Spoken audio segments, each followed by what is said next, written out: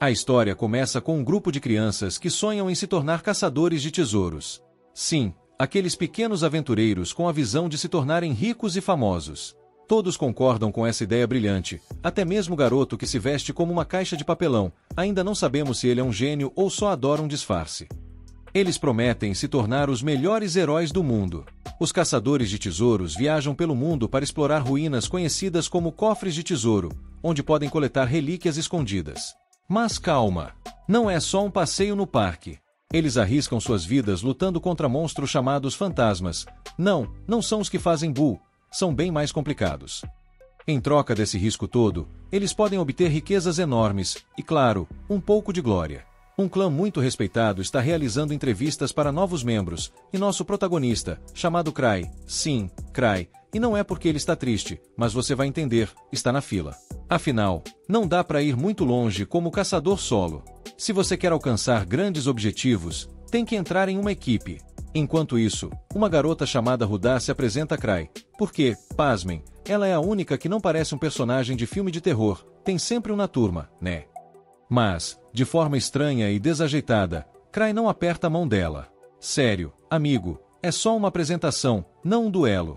Rudá quer entrar para um grupo porque está tendo problemas com um cofre de tesouro específico, mas um cara debocha dela por tentar isso sendo de nível 3. Olha, quando você é chamado de amadora, isso deve doer. Mas o cara faz questão de lembrar que ela é um nível muito baixo para entrar em um clã renomado. É como tentar entrar em uma festa VIP usando tênis e camiseta.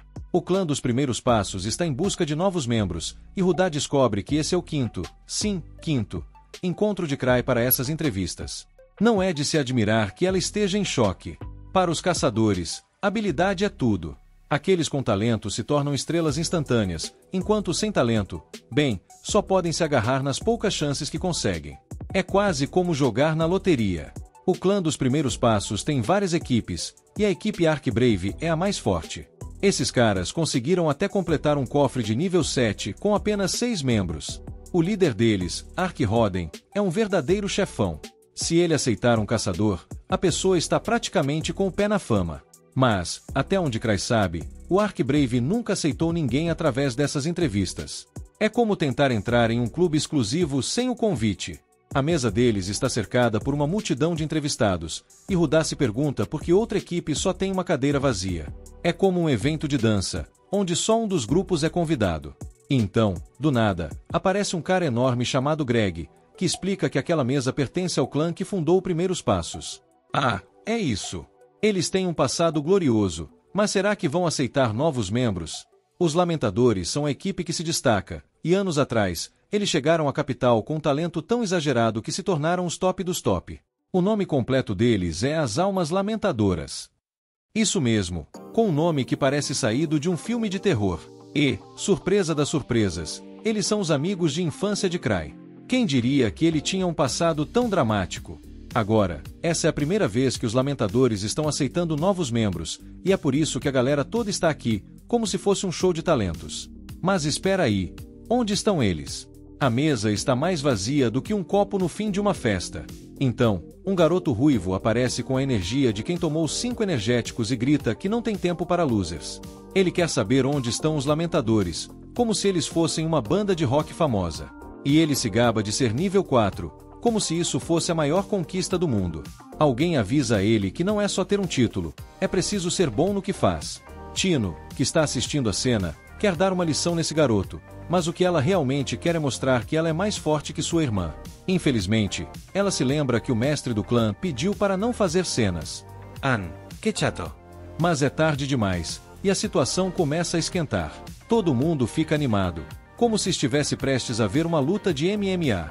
De repente, Tino, com a determinação de uma heroína de anime, decide que vai dar um chega pra lá no ruivo. Mas antes que ela possa se preparar, Cry decide que é hora de fazer a sua grande escapada, pensando, por que eu vim parar aqui mesmo? A tensão é tão palpável que dá pra cortar com uma espada. Tino sente que o ambiente está tão fervoroso que qualquer movimento pode causar uma explosão. E aí, como se tudo estivesse em câmera lenta, ela se vira para Cry, em uma reviravolta digna de filme de ação, chama-o de mestre. Sim, você não leu errado. O nosso querido Cry é, na verdade, o mestre do clã Fast Steps e o líder das Almas Lamentadoras. O que é isso? Plot twist. Todos ficam em choque. O que você faria se o cara que parecia um mero mortal, que até chegou atrasado, na verdade, fosse o mestre de um clã poderoso? Agora todos olham para ele como se ele fosse a última Coca-Cola do deserto. Anos atrás, antes de tudo isso, Cry e seus amigos eram tão novos que estavam mais perdidos que cego em tiroteio na capital. Eles estavam arrasando nos tesouros, mas Cry se sentia como o bobo da corte do grupo. Então, ele decidiu que o melhor era se afastar. E olha só, ele foi embora dizendo adeus como se estivesse se despindo de um relacionamento tóxico. Mas, para a surpresa de todos, os amigos decidiram que ele seria o líder. Isso mesmo! Não importa que ele se achasse normal, enquanto seus amigos tinham o talento de dar inveja em qualquer super-herói. Ele passou os últimos 4 anos se perguntando se não podia apenas tirar férias e viver de boa, tomando sorvete. Então, Cry finalmente acorda para a realidade e percebe que ele está falando com ninguém menos que o mestre do clã Fast Steps, e tudo isso porque ele decidiu dar uma de sonâmbulo e acordar atrasado para o grande evento. Enquanto isso, Tino, cheia de energia, tenta desfazer a situação, mas está na mesma vibe que um gato preso em uma árvore, um pouco confusa e totalmente irritada. Ela está tão irritada que quer arrancar a cabeça do ar, mas, convenhamos, ela está apenas seguindo o manual do Como Ser uma Aventureira Poderosa, capítulo 1. Quando Cry menciona que o Ark poderia falar com a Associação dos Exploradores, Tino quase desmaia de raiva. Sério, ela já está de saco cheio dele. E claro, lá está Cry, pensando que pode se dar bem fazendo o Ark falar por ele, como se estivesse pedindo um favor de pode me passar manteiga. Mas, adivinha? Ele acaba de descobrir que seu disfarce mágico, que é basicamente uma máscara de festa de Halloween, foi quebrado. Ótimo, mais uma coisa para adicionar à lista de problemas. Então, como se fosse um ator coadjuvante em um filme de comédia, ele decide que não pode sair de casa sem um acompanhante. Ele vai até a Associação dos Exploradores, mais nervoso que gato em dia de mudança. E ao chegar lá, em vez de um tapete vermelho, ele é recebido com olhares que poderiam perfurar aço. Desculpa, pessoal. Ele se desculpa, se contorcendo como se estivesse tentando se espremer entre os convidados de um churrasco. O gerente da filial, Gar, está ali, e só de olhar para ele, Cry já se sente como se tivesse se metido em encrenca. Ele não consegue parar de se desculpar, como se pedisse desculpas por existir. Gar tenta acalmá-lo, mas parece que ele está mais interessado em dar uma aula de moral do que em ouvir as desculpas do Cry. Ei, não posso deixar você sair impune, jovem. Precisamos manter a ordem, mesmo que isso signifique dar uma missão tão complicada quanto montar um móvel do IKEA, diz Gar, e Cry fica pensando que isso deve ser uma piada interna. Após todo aquele drama na Associação dos Exploradores, Cry finalmente volta para casa, se sentindo como um artista que acaba de sair de um show em que o público não aplaudiu. Mas quando chega, a surpresa está no ar. Ele descobre que a equipe inteira do clã está mais ausente que seu sono naquela manhã. E lá está Tino, toda empolgada, segurando o anel como se tivesse ganhado na loteria. Olha o que eu consegui, Cry. Ninguém mais pode tocar nele. Ela grita como uma criança em uma loja de doces. Mas, adivinha? Cry tinha outros planos em mente.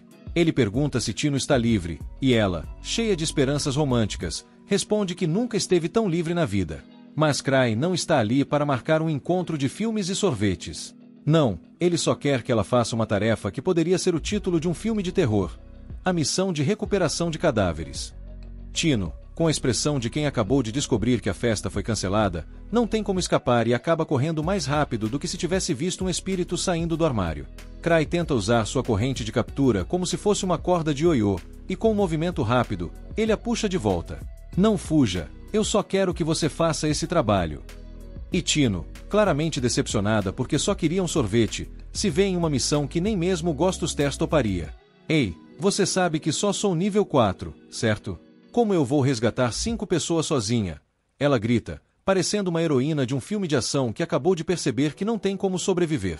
Tino sabe que Cry costuma enviar seus subordinados em missões perigosas como se fossem ensaios para uma peça de teatro trágica, e agora ela se vê no mesmo barco. Calma, Tino, eu concordo que você não deve ir sozinha, ele responde, quase como se fosse um amigo tentando acalmar a criança assustada.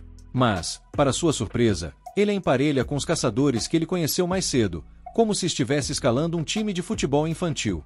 Enquanto isso, na sala do clã, a situação estava mais animada do que uma competição de dança. Tino estava com um ar de não posso acreditar que isso está acontecendo, e de repente, eles se viram no meio de um monte de caçadores ansiosos, todos tentando se parecer com super-heróis de um desenho animado de baixa qualidade. E aí, pessoal? Olha só quem chegou.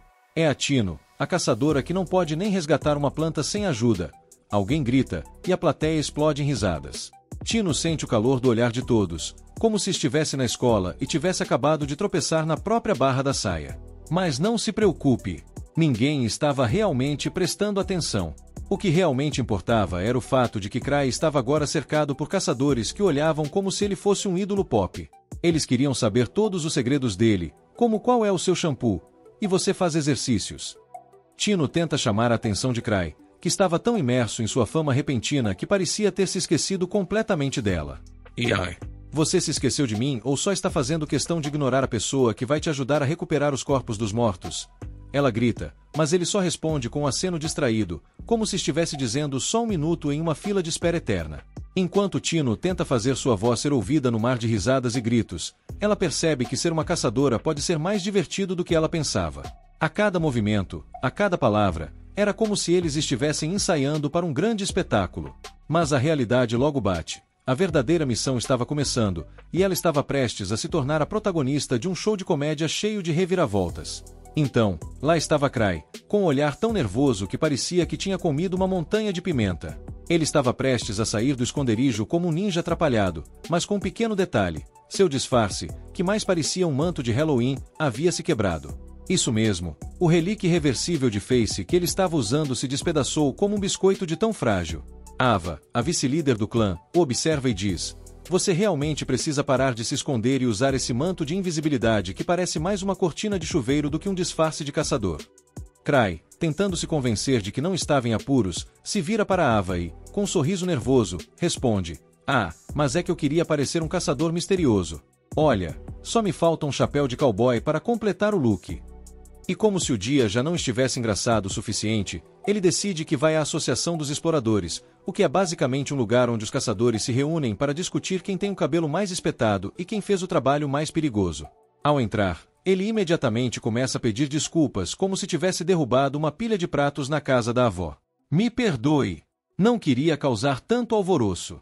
Acontece que, bem, foi tudo um grande mal-entendido. A festa, os gritos, a explosão. Estava tudo planejado, claro, tudo parte do meu show de stand-up, certo?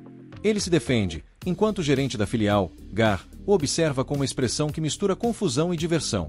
Gar, que estava mais sério do que uma reunião de avós discutindo crochê, tenta manter a compostura. Você sabe que temos que dar um exemplo, certo?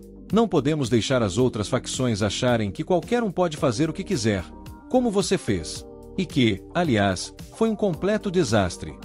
Cray tenta se justificar, mas acaba sendo mais engraçado do que sério, o que só faz a situação parecer um grande espetáculo de comédia. Voltando ao reino da comédia, Cray chegou ao clã e a primeira coisa que escutou foi um tá tudo dominado dos outros membros, que estavam envolvidos em atividades que pareciam mais uma competição de quem come mais pipoca do que outra coisa. Quando ele entrou, a galera estava tão absorta nas suas conversas que nem notaram que ele estava de volta. Então, quando Rudá comentou que ainda bem que você não explodiu a sede do clã desta vez, todo mundo riu como se tivesse ouvido a piada mais engraçada do mundo. E então, a bomba. Não era uma explosão, era Tino revelando que, sim, ela realmente tinha ficado com o anel de Cray só porque ninguém mais poderia tocar na joia da coroa. Ao ouvir isso, Cray quase desmaiou de choque e perguntou: Tino, você já pensou em abrir uma loja de joias? Porque essa é a sua chance. Quando ele perguntou se ela estava livre, ela respondeu com um brilho nos olhos que poderia iluminar uma cidade inteira, como se estivesse esperando uma proposta de casamento. Mas o que Cray realmente queria era que ela fizesse uma tarefa chata de resgate, o que foi tão decepcionante que parecia que ele tinha quebrado um balão de festa. Desesperada, Tino fugiu a toda velocidade, mas Cray, com seu manto de ninja trapalhão, a capturou com um golpe de sorte, mais ou menos como pegar uma bolinha de ping-pong no meio de uma tempestade. E claro, ela estava tão desapontada que parecia uma criança que recebeu um par de meias no Natal. Tino fez um drama digno de Oscar, dizendo que não tinha como salvar 5 pessoas sozinha, principalmente com o nível 4 dela. Ela se virou para Cray e pediu, com um olhar de cachorro abandonado: por favor, não me faça isso. Eu só queria um sorvete, não um passeio no Parque da Morte. Cray, tentando parecer um líder, Concordou que ela não deveria ir sozinha, mas o que ele fez? Em vez de se oferecer para ir com ela, ele só a empurrou para um grupo de caçadores que ele mal conhecia, como quem joga um bebê-leão em uma jaula de crocodilos. E assim, a nova missão de Tino estava a caminho de se tornar uma grande aventura cheia de risadas e desastres. E assim, o nosso herói, Cry, diz adeus aos dois que conheceu mais cedo e decide voltar para casa. No dia seguinte, a notícia correu solta. Ele foi parar na primeira página dos jornais. Como assim? Ele causou uma briga tão grande que o lugar inteiro foi pelo ar. Um verdadeiro desastre. A vice-mestra do clã, Ava, o encontra e já vem com aquela cara de você não vai acreditar no que você fez. Cry, sempre na dele, sugere que Ava use os fundos do Ark Brave para pagar os reparos. Ava só olha para ele, como se dissesse sério que você tá dependendo do Ark assim. Mas, para Cry, Ark é o cara mais tranquilo do mundo. E não é que ele ainda pede para Ava falar com a Associação dos Exploradores em seu nome, o que pode dar errado, não é mesmo? Quando a associação quer falar com Cry, ele já fica com aquela vontade de se esconder debaixo da cama. Ele não quer sair sem um segurança. E, para piorar, o tal relíquia que ele usa para se disfarçar foi pro espaço. A relíquia se chama Rosto Irreversível. Bem criativo, né? Mas, na hora do vamos ver, ele percebe que ninguém vai atacá-lo durante o dia e decide dar a cara a tapa, ou melhor, a Rosto Irreversível.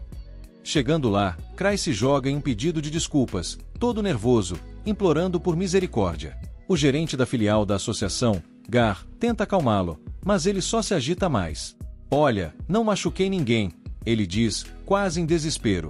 Gar, por sua vez, só observa e fala que, na verdade, o que ele fez não foi nada demais, mas o clã ainda precisa dar o exemplo. Aquele papo de não podemos deixar passar batido. O plano de Gar, punir Cry com um desses trabalhos chatos, ou melhor, tarefas de tortura. Cry, bem esperto, aceita a punição, mas já vai mirando uma tarefa leve, porque né, ele não é de ferro. Depois de algumas páginas de tarefas, ele encontra a mais tranquila de todas, dever de recuperação de corpos. Que ótimo, pensa ele, já visualizando a reação de Ark ao receber essa pérola de tarefa. Ao chegar em casa, ele toma um susto ao ver que o clã inteiro está fora. E, de repente, Tino aparece com o anel dele. Ela não queria que ninguém mais o tocasse, e tá toda feliz porque pode mesmo ficar com ele. Então, Cry, com toda a habilidade social que lhe resta, pergunta se ela está livre no momento. Nunca estive tão livre na vida, ela responde, já achando que vai rolar um encontro romântico. Mas, adivinha? Cry só quer que ela faça o serviço. A decepção de Tino é palpável. Ela queria um sorvete, e ele apenas empurrou um trabalho chato em cima dela. A coitada é nível 4 e mal consegue salvar 5 pessoas sozinha. Ela sabe que o Cry manda seus subordinados em missões que quase os matam só para ficarem mais fortes, mas agora ela só quer que ele não exagere na famosa formação. Cry, percebendo a expressão de não posso acreditar que isso está acontecendo, concorda que ela não deveria ir sozinha. Tino pensa que isso significa que ele vai com ela, mas, plot twist, ele a equipa com os caçadores que conheceu mais cedo. E assim, com mais reviravoltas do que um episódio de comédia, a jornada de Cry continua. 6 anos atrás, Cry e seus amigos chegaram à Associação dos Exploradores. Era a sede dos caçadores de tesouros, mas Cry estava mais hesitante que um gato em uma festa de cães. Todo mundo lembrava que a ideia de mirar na capital era dele, mas Cry tinha medo de ser tão útil quanto um pé de alface. Luke, já cansado de tanto pensar e repensar, decidiu que era hora de agir e entrou na associação como um furacão, se declarando o maior espadachim do mundo. Ele queria saber quem era o lutador mais forte ali e desafiou a galera pelo título.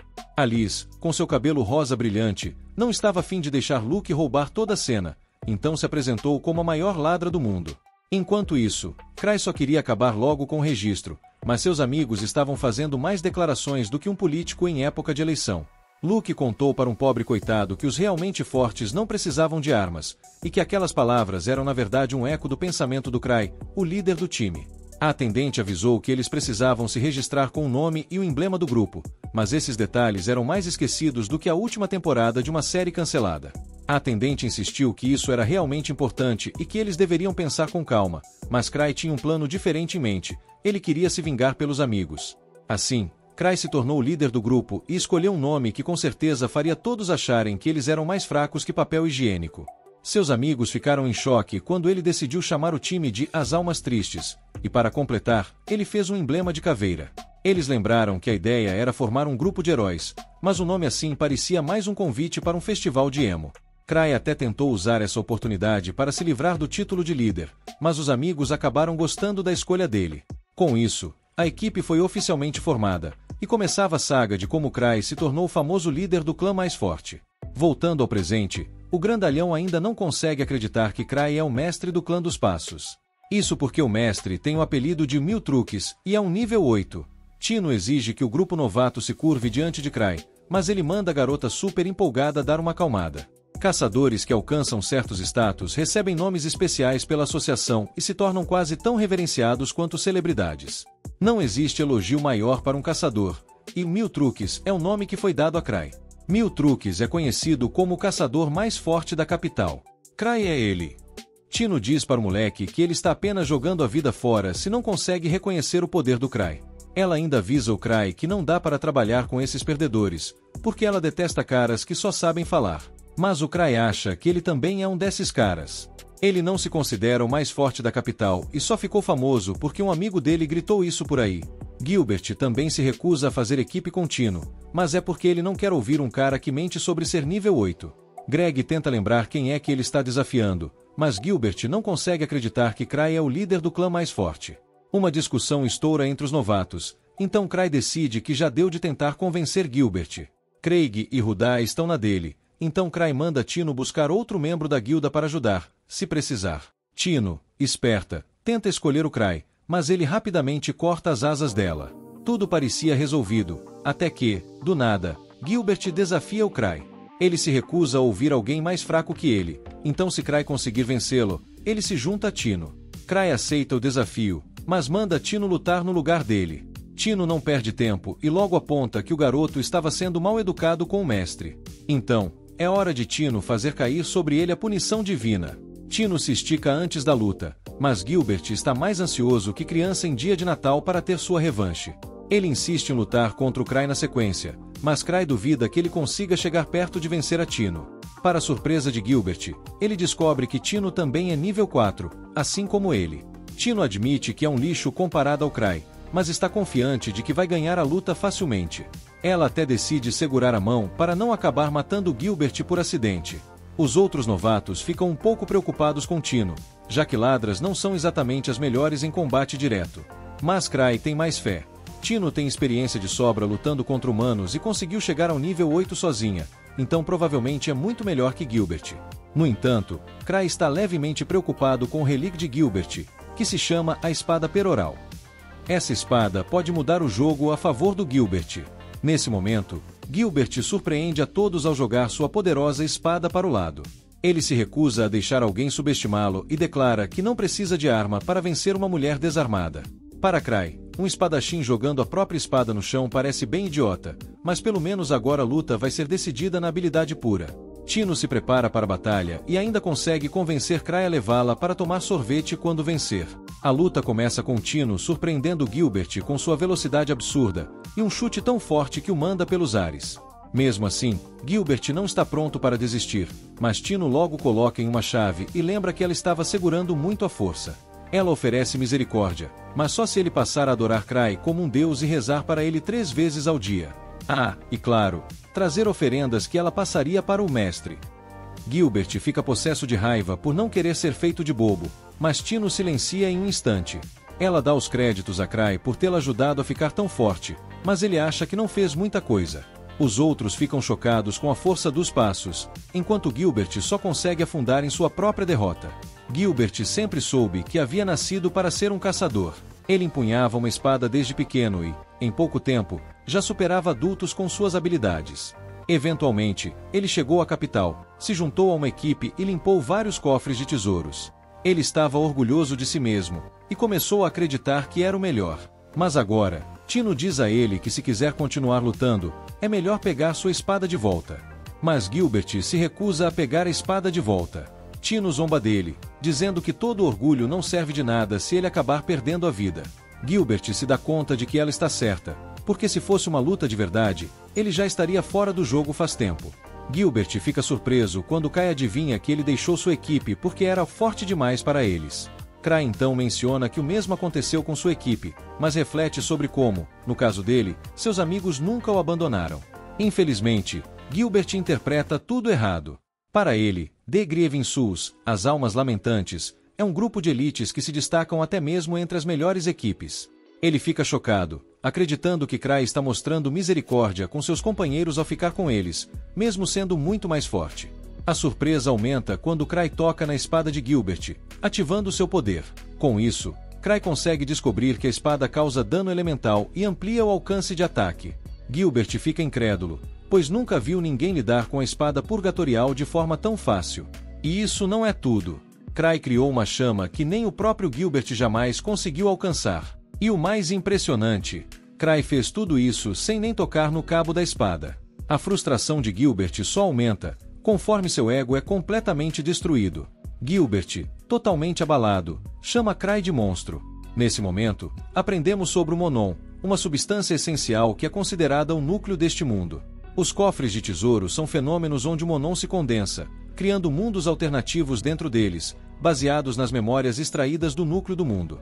Um desses cofres é a Toca do Lobo Branco, o lugar para onde Tino está indo. Esse cofre era habitado pelos lobos da Lua Prateada, mas essa criatura foi erradicada devido à caça descontrolada por causa de sua pele. No entanto, o cofre apareceu e trouxe de volta um fantasma de lobo encharcado de sangue. Cry está aliviado por não ter ido ele mesmo, mas tem certeza de que Tino e os outros vão ficar bem. Afinal, é só um cofre de nível 3, e o grupo dela tem 4 pessoas. Mais tarde, Cry agradece a Ava por contar sobre Gilbert ter deixado sua antiga equipe, o que lhe deu uma boa chance de surpreender o garoto. Ava ouviu sobre as loucuras de Cry e ele explica que a espada era um tipo de relíquia que ele consegue controlar com facilidade. Cry adora relíquias, porque a infinidade de formas e usos as torna divertidas de colecionar. Além disso, permitem que alguém como ele crie milagres. Agora, Cry se pergunta se conseguiria comprar a espada purgatorial de Gilbert. Ava detesta os gastos desenfreados de Cry. Ela acredita que ele já tem relíquias o suficiente, mas Cry discorda, dizendo que todas são completamente diferentes. Elas podem parecer semelhantes, mas têm personalidades distintas e fazem coisas variadas. Claramente, Cry está seriamente viciado em colecioná-las, e Ava ouviu falar que ele está até pegando empréstimos para continuar comprando, mesmo com os Grievers ganhando rios de dinheiro. Cry é o típico delinquente de luxo, tendo acumulado uma dívida considerável.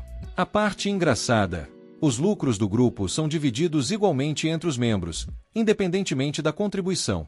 Ou seja, até Cry, que basicamente não faz nada, recebe uma bolada de dinheiro. O nosso colecionador compulsivo vai recarregar suas relíquias preciosas, e durante a visita, é informado sobre um rumor envolvendo o surgimento de um fantasma em uma estrada próxima. Esse fantasma destruiu completamente uma caravana protegida e derrotou 3 guardas de nível 3. Ou seja, a criatura deve ser bem forte, e por isso os cavaleiros da Terceira Ordem estão recrutando gente para exterminá-la. Cry fica chocado ao saber que isso aconteceu perto da Toca do Lobo Branco, o cofre que agora está infestado de lobos. Apesar da preocupação crescente, ele se convence de que não passa de um rumor. E, mesmo que seja verdade, ele acredita que Tino é forte o suficiente para lidar com qualquer coisa. Claro, o boato continua. O rumor sobre os monstros dentro da Toca do Lobo Branco continua crescendo. Dizem que as criaturas estão ficando mais fortes, a ponto da associação considerar elevar o nível do local. Cry, no entanto, ainda tenta ignorar a gravidade da situação, até ouvir que uma pare de nível 5 desapareceu na área. Isso o pega de surpresa, e ele rapidamente confere a ficha da missão que escolheu. Para seu desespero, a ficha confirma que a pare que precisa de resgate é de nível 5. Arrependido por nunca ter lido a ficha antes, Cry agora se encontra em um dilema. Seus colegas ficam horrorizados ao saber que ele enviou Tino, que é de nível 4, para um cofre onde até aventureiros de nível 5 estão desaparecendo. Eles mal conseguem acreditar quando Cry tenta se justificar, dizendo que será um bom treinamento para ela. Quando Cry menciona que enviou 3 outros aventureiros com ela, a situação piora ainda mais. Para os colegas, é absurdo que ele tenha enviado um grupo improvisado para uma missão tão perigosa. Antes, eles achavam que os rumores horríveis sobre os testes brutais que Cry aplicava aos membros do seu grupo eram exageros, mas agora tudo faz sentido. É claro que esses testes extremos são o que transformam os Grievers no grupo mais forte. Cry começa a entrar em pânico, pensando na possibilidade de ter mandado seu grupo para a morte certa. Contudo, ele tenta mais uma vez se convencer de que tudo ficará bem. Gilbert, por exemplo, é forte e possui uma relíquia poderosa. Mas então, Cray se lembra que Gilbert havia esgotado o poder da espada, e fica se perguntando se ele conseguiu recarregá-la antes de partir. O grupo finalmente se aproxima da toca do Lobo Branco e a tensão começa a aumentar. Eles começam a perceber o quão perigosa a missão realmente é. Tino, em um tom sombrio, revela que até escreveu seu testamento antes de sair. Rudá, observando a situação, chega à conclusão de que Cray sabia que algo estava errado no cofre, o que explicaria por que ele os enviou para lá. Tino concorda, afirmando que a composição do grupo foi claramente aleatória demais, o que só reforça sua crença de que Cray planejou cada pequeno detalhe. No entanto, os outros membros têm dificuldade em acreditar nisso. Afinal, eles se conheceram apenas no dia anterior, e Gilbert só se juntou ao grupo porque tomou a decisão no último minuto. Mas então, algo ocorre a Gilbert. Cray sabia o motivo exato pelo qual ele deixou sua antiga pare.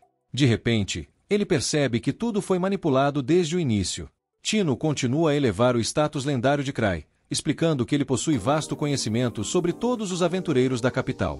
Para ele, é como brincadeira de criança ler as ações e pensamentos de cada pessoa ao seu redor. Rudá ainda acha tudo isso difícil de aceitar, mas Greg intervém, lembrando que Cray até previu o que aconteceria durante a entrevista de recrutamento. Cada detalhe, cada ação, tudo foi cuidadosamente premeditado por Cray. Com essa revelação, o grupo percebe que, se tudo foi calculado desde o começo, eles estão muito mais envolvidos em um plano maior do que poderiam imaginar. Tino tenta tranquilizar o grupo, dizendo que não precisam se preocupar, pois tudo está de acordo com os cálculos de Cray. Ela tem certeza de que ele nunca os enviaria em uma missão impossível. Mas, para o azar desses otários, a realidade é outra. Cray fez exatamente isso. Os mandou para uma missão que está muito além de suas capacidades. Seu plano era que o grupo desistisse quando a missão se tornasse difícil demais, mas ele sabia que Tino não desistiria tão facilmente. Enquanto isso, ninguém atenderia um pedido de ajuda àquela hora do dia, então Cray percebe que terá que ir pessoalmente. De volta ao grupo, o desespero toma conta quando eles se deparam com um fantasma poderoso. Não é um lobo comum, a criatura está usando armadura e até carrega uma espada. Tino acredita que é apenas mais um teste lendário de Cray, algo típico dele, mas a verdade é que Cray, em outro lugar, está desesperadamente procurando por relíquias para impedir que o grupo entre no cofre. Cray tenta reunir o máximo de relíquias que consegue, mas algo em um cofre chama sua atenção. Ava percebe sua inquietação e pergunta o que ele está fazendo. Cray, tentando disfarçar, diz que está apenas dando uma pequena caminhada. No entanto, Ava logo percebe que ele está preocupado com o grupo e fica ainda mais chocada quando vê que ele está levando algo chamado slime de árvore do mar, um item que violaria a lei imperial. Cray nega ter tal item, mas, internamente, sabe que todas as suas relíquias de ataque estão sem mana, então ele está considerando usá-lo como último recurso. Al sugere que Cray leve alguém com ele, mas a relíquia de viagem que Cray possui só funciona para uma pessoa. Determinado a resgatar o grupo, Cray ativa a relíquia e se lança aos céus, acelerando em direção ao perigoso cofre. Isso preocupa Ava, pois a relíquia que Cray está usando é a mesma envolvida no aterrorizante incidente do míssil humano. Essa relíquia é chamada de Nightker, mas tem uma fama assustadora. Ela é extremamente perigosa. Não tem qualquer tipo de segurança, não possui freios e não consegue nem pairar ou ser controlada adequadamente. Basicamente, é uma relíquia defeituosa. Uma breve olhada no passado mostra que, uma semana após a criação do grupo Grieving Souls, a espada divina suprema do Ruivo, chamada de Testament Blade, foi quebrada. Ele mal podia acreditar. Os outros já tinham apontado que a espada era praticamente de madeira e não tinha a menor chance contra o ciclope que eles acabaram de enfrentar. Aí, entra um aventureiro bêbado, que assume que eles estão mentindo e começa a tirar sarro, dizendo que fugiram da fera. Então, as garotas do Grieving Souls mostram o olho do ciclope pro cara, e o bêbado quase se molha todo de medo. Voltando ao presente, o grupo da Tino termina de destruir um monstro-lobo. Um monstro tão poderoso não deveria nem ter aparecido ali. Eles deram sorte, porque só tinha um. O pessoal do grupo começa a se perguntar por que o Gilbert não usou as suas chamas, e ele explica que está sem mana. O Gilbert percebe que a culpa é do Cray, que gastou toda a mana, e revela que ele não consegue recarregar a mana sozinho. A galera logo sugere que eles deviam simplesmente recuar, porque as pessoas que eles supostamente vieram resgatar já devem estar mortas de qualquer jeito. Mas Tino se recusa. Ela explica que eles não estão ali para coletar corpos, e aquelas pessoas ainda estão vivas. Tino declara que as decisões do mestre são infalíveis, e que esgotar a mana da espada purgatória faz parte do plano dele. Ela deduz que o Crai só não quer que eles dependam tanto das relíquias. Eventualmente, eles chegam à caverna dos lobos brancos, e percebem que os lobos ali são bem maiores que o normal. A caverna foi criada para os lobos originais, que eram bem menores, então esses grandões ficam meio espremidos lá dentro. Isso significa que seria melhor correr e lutar lá dentro, em vez de deixar as feras terem mais espaço do lado de fora. Gilbert se prepara para entrar primeiro, mas Tino insulta várias vezes, chamando-o até de idiota. Segundo ela, é o dever dela manter todos vivos, e sair correndo para dentro da caverna é a coisa mais burra que ela já ouviu. O Crai, obviamente, está testando como ela se sai como líder, então ela tem que garantir que todos fiquem vivos. Tino decide que as garotas vão atrair os monstros primeiro, já que são mais ágeis. Enquanto os caras cuidam da retaguarda, Tino, como líder, não deixa ninguém se sacrificar como escudo. Nesse meio tempo, encontramos Crai voando pelos ares, com um pensamento bem diferente do de Tino. Ele só espera que ela ainda esteja viva e, se necessário, que use o resto do grupo como escudos de carne. Já o grupo de Tino entrou em combate, mas os oponentes são consideravelmente mais fortes que eles. A única vantagem que eles têm é o trabalho em equipe. O grupo vence a primeira luta, e Tino fica feliz ao perceber que o inimigo não faz a menor ideia do que é cooperação. A batalha continua enquanto mais monstros aparecem, e Tino pensa que o seu grupo improvisado não é tão ruim assim. Gilbert é um boca grande, mas ele é bem forte. A Rudá, bom, não é tão achatada assim, sem mais comentários, mas é um especialista em encontrar inimigos. E o Greg? Bom, o cara tem uma tonelada de experiência e coordena bem com os outros. Tino dá o crédito ao Crai por montar uma equipe tão boa, chamando-o até de Deus. Voltamos um pouco no tempo para ver os problemas que Gilbert teve com seu antigo grupo. Eles não conseguiam acompanhar o ritmo dele, então ele saiu do grupo, cheio de raiva. Agora, ele percebe que não levava em consideração os sentimentos dos outros, e que é muito mais agradável lutar em equipe. O time vence mais uma batalha, e Gilbert solta que agora ele só está começando a aquecer. Momentos depois, Tino sente que o chefe da dungeon está por perto.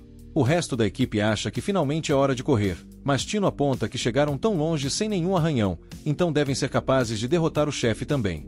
Tino concorda que a cautela é importante, mas missões seguras não fazem ninguém crescer. Greg reflete sobre como, quando um caçador atinge o nível 4, ele pode viver confortavelmente apenas completando cofres de tesouro abaixo do seu nível. Ele sempre fazia isso e fugia quando a missão ficava difícil demais. Ele já viu inúmeros amigos morrerem em batalha, o que o tornou mais medroso. Tino percebe que Greg se juntou ao Fast Steps porque queria mudar essa parte de si mesmo, e provavelmente foi por isso que Crai o colocou nesse time. Ela prevê que Crai não formou esse grupo aleatoriamente. Na verdade, ele queria salvar todos esses fracassados. Ela declara que Crai nunca faz nada sem um bom motivo, e que tudo está saindo conforme o plano perfeito dele. Rudá, agora, já virou crente também. Rudá, agora convertida em crente do plano infalível do Crai, quer saber qual foi o motivo dele para escolhê-la. Mas Tino logo assume que ele a escolheu por causa dos seus grandes atributos, se é que você me entende. Enquanto isso, Crai está em pânico, com medo de estar tarde demais para impedir Tino de entrar no cofre. Ele surta porque a relíquia voadora que está usando está totalmente fora de controle, e amaldiçoa quem quer que tenha feito aquilo. A coisa está tão fora da casinha que joga Crai diretamente para dentro do cofre. Dentro da dungeon, o grupo de Tino fica horrorizado ao encontrar o chefe final, porque o bicho é simplesmente gigante. Todo mundo sai correndo para salvar a pele, e claro, o Greg, mais uma vez, pergunta se não é um bom momento para bater em retirada. Mas Tino, teimosa como sempre, recusa-se a desistir de um dos testes de Crai e bola um plano. O chefe não está usando um capacete, o que só pode significar que esse é o ponto fraco dele. Os caras distraem a besta gigante com alguns ataques, e Rudá fica impressionada ao ver que Tino não demonstra um pingo de medo. Greg acaba em uma situação complicada quando sua espada é destruída, mas Rudá o salva bem a tempo. Tino então mostra suas habilidades incríveis, fechando a distância com um monstro furioso e o acertando diretamente no pescoço. O grupo de Tino sai vitorioso, e ela usa uma poção para curar sua perna machucada. A equipe está super animada, porque tudo que resta agora é o resgate. Tino dá uma espada temporária para Greg, mas mal tem tempo de celebrar antes de ter que desviar de outro ataque. Todo mundo fica em pânico quando mais chefões aparecem.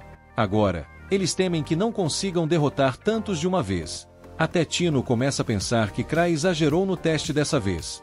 Sem opções, ela decide que terão que correr para um túnel próximo, onde os chefes não conseguiriam atacá-los. Só que, azar dos grandes, o túnel está bloqueado. Então, os caras decidem que não tem outra escolha senão servir de isca, para que as garotas possam escapar. Eles dizem para as garotas não se preocuparem muito, porque, afinal, isso é melhor do que todos morrerem. Tino, confusa e tentando entender a lógica de Cry, fica chocada quando percebe algo sobre o anel dele. Ela lembra os outros que ninguém vai se sacrificar ali e que tudo o que eles precisam fazer é mirar nos olhos do chefe. Mais uma vez, ela manda a galera distrair um dos monstros, e Rudá consegue fazer o bicho fechar o olho. Nesse momento, Tino tem uma lembrança de quando Cry. Lá vem Tino, usando a relíquia que ganhou de Cry para cegar o chefe. O bicho fica completamente desnorteado. O plano agora é mandar Gilbert finalizar o monstro, mas Tino logo percebe que algo não está certo. Pena que é tarde demais. Gilbert é atingido pela fera e pede desculpas por ter falhado. Tino, como uma boa líder emocionalmente caótica, assume a culpa por não ter liderado melhor o time, e já aceita que eles estão fritos enquanto os 4 chefões se aproximam, prontos para acabar com todos. E então, do nada, Cry despenca no meio do cofre, como um herói desengonçado. Ele acena para Tino, e Greg repara que, por algum motivo, os monstros estão com medo de Cry. Eles até tentam atacá-lo, mas seu escudo protege, deixando as criaturas completamente perplexas. E é aí que Cry, sem perder a compostura, começa a zombar dos bichos, dizendo que ele tem 17 vidas. Só isso já seria um absurdo, mas ele ainda puxa uma de suas relíquias para desferir um ataque que ilumina a caverna inteira. Greg, que mal consegue acreditar no que está vendo, finalmente entende o que é enfrentar um nível 8. Enquanto isso, Cry, do alto da sua tranquilidade, se pergunta o que monstros tão assustadores estão fazendo ali, já que esse cofre deveria ser de nível 3. Apesar de tudo, o chefe monstro sobrevive ao ataque, mas Cry já sabia que isso ia acontecer, pois seus anéis de tiro não são tão poderosos assim. O resto do grupo entra em pânico quando os outros chefões começam a cercar Cry com espadas e armas em punho. Já Cry, bem, ele não está nem um pouco preocupado. Afinal, ele trouxe 17 anéis de segurança com ele. Quando todos os monstros se preparam para atacar ao mesmo tempo, Cry percebe que não tem outra escolha, ele vai ter que usar sua arma secreta. Os monstros ficam apavorados quando ele tira o colar e bebe algo de um frasco misterioso. E, em um passe de mágica, Cry cria uma cortina de fumaça e grita para o pessoal sair correndo. No entanto, a equipe não está se movendo muito rápido, e Gilbert tem certeza de que eles serão pegos. Mas Rudá lembra que Tino está machucada, e por isso Cry está se movendo devagar de propósito para protegê-la, certo? Errado! Na verdade, Cry é só um corredor incrivelmente lento. Tino, é claro, pensa que ele está fazendo isso de propósito, em um gesto nobre, e começa a lembrar de quando conheceu. Ela estava sendo incomodada por alguns encrenqueiros, mas os Grievensus apareceram para salvá-la. Desde então, Tino quis se juntar a eles, e foi aí que sua jornada começou. A admiração por Cry só cresce. Todo mundo agradece o salvador do dia por aparecer e ainda dá os devidos créditos a Tino por ter mantido a equipe viva por tanto tempo. Cry, sempre gentil, ou pelo menos tenta ser, elogia Tino por seu desempenho brilhante, mas percebe que as lesões dela estão causando uma dor considerável. E como ele é o herói relutante do momento, logo saca o que precisa fazer. Com seu toque mágico, Cry cura Tino, e ela declara, cheia de dramaticidade, que não sente mais nenhuma dor. Gilbert, que não perde a chance de se impressionar, fica boquiaberto ao ver Cry usando uma relíquia para curar. Mas Cry, no seu jeitão defensivo, pensa com seus botões que precisa de relíquias para tudo na vida. Porém, a festa dura pouco. Apesar de todo o esforço, Cry não conseguiu derrotar os chefões, e agora eles têm um problema ainda maior. Estão completamente perdidos dentro do cofre, sem a menor ideia de onde fica a saída. E o pior de tudo, Cry também não faz a mínima ideia do que fazer agora. Um olhar para o passado mostra uma época em que Cry estava exibindo sua coleção de relíquias para os membros do seu grupo.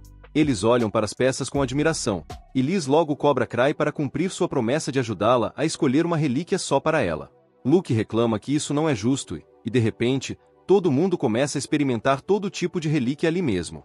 Cetrias pega uma bolsinha e Cry comenta que é uma bolsa mágica que pode conter uma quantidade infinita de itens. Citri fica impressionado e diz que algo assim deve ter custado uma fortuna, mas Cry revela que foi bem baratinha, porque só consegue guardar chocolates. Liz, então, mostra um bracelete que pegou e pergunta para Cry sobre ele, mas antes que ele possa dizer qualquer coisa, ela começa a cambalear e cai no chão. Ela tenta se levantar, mas o bracelete a faz perder o equilíbrio de novo. Cry, sem perder tempo, explica que aquilo é um anel de labirinto, que faz quem usa perder completamente o senso de equilíbrio.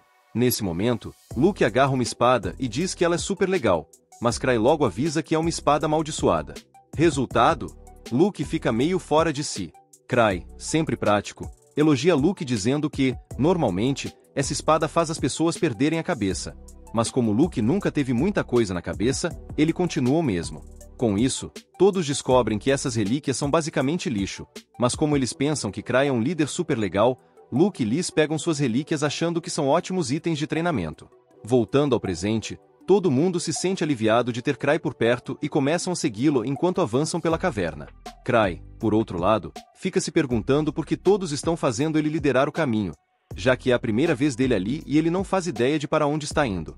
Ele se vira para pedir a Tino para trocar de lugar com ele, mas quando olha para trás, todo mundo também olha para trás, achando que Cry deve ter percebido algo suspeito.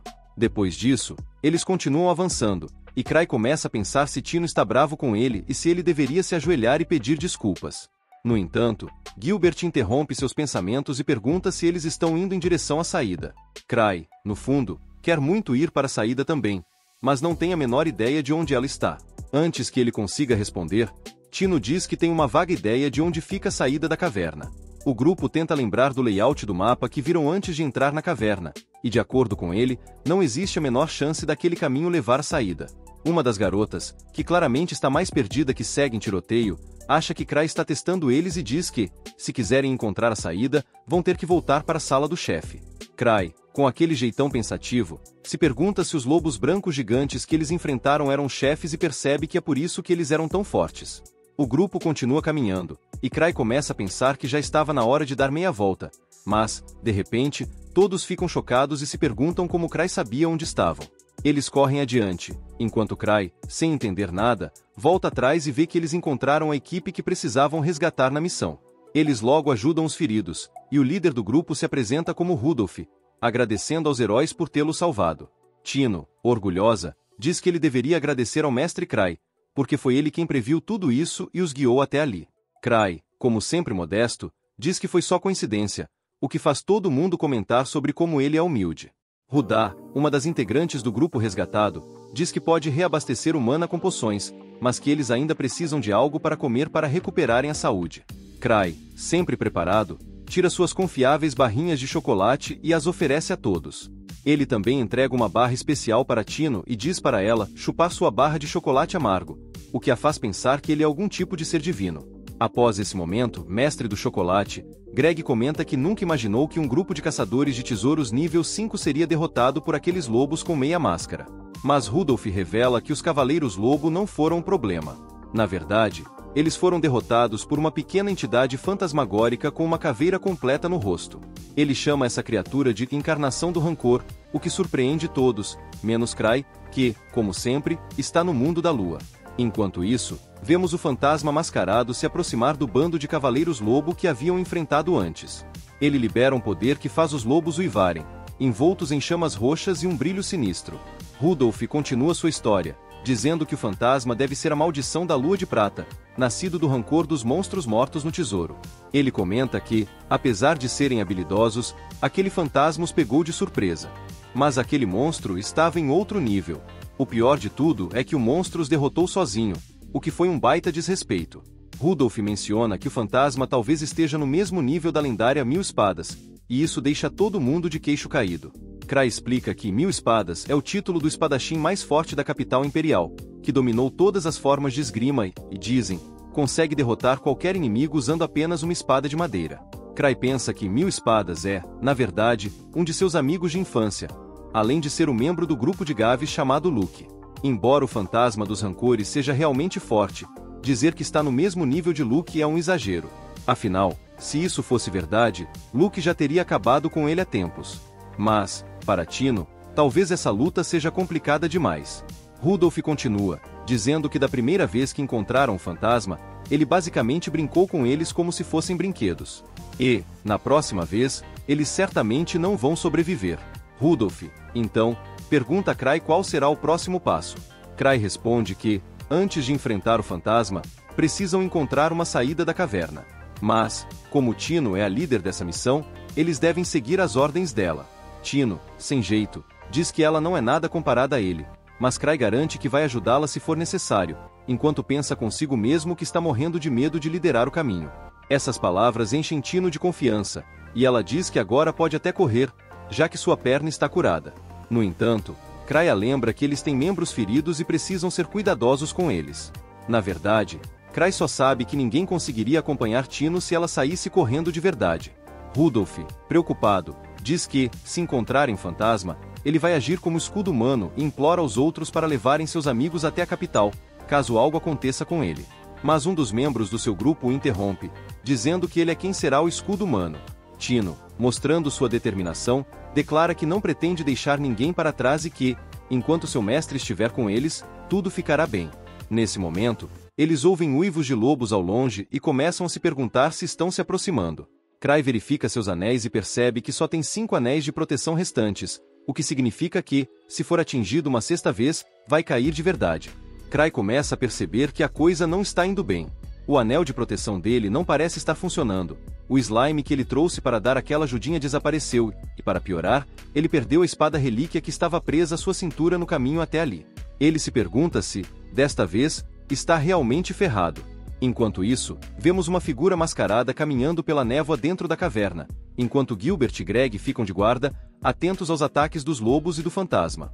De repente, Tino sente que algo muito forte está se aproximando. Rudolph também se prepara para atacar, mas Cray se coloca na frente de todos.